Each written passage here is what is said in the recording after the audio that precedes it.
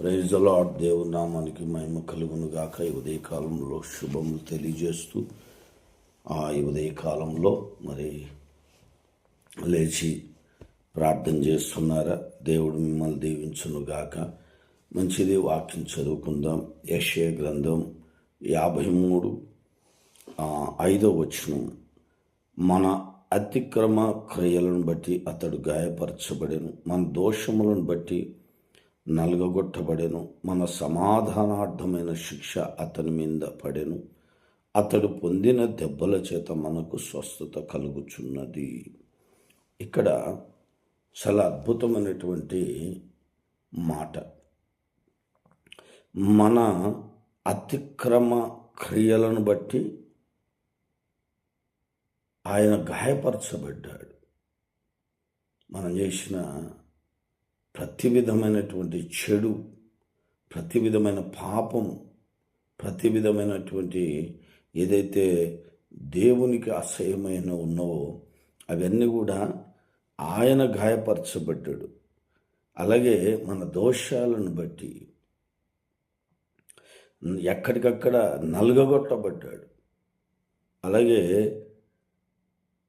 మన సమాధానార్థమైనటువంటి శిక్ష అతని మీద పడ్డది. అతడు పొందిన దెబ్బల చేత, అసలు ఎంత అద్భుతమైనటువంటి వచనము అంటే,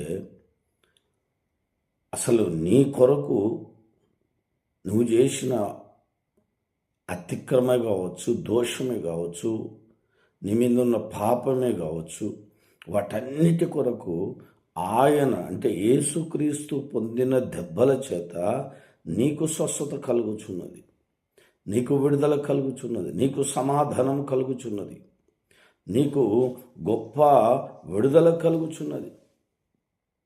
అందుకని దేవుని బిడ్డలారా, ఈరోజు నువ్వు ఏ బలహీనతతో ఉన్నా,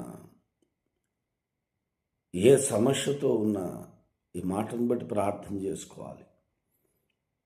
అతడు పొందిన దెబ్బల చేత నీకు స్వస్థత కలుగుతున్నది.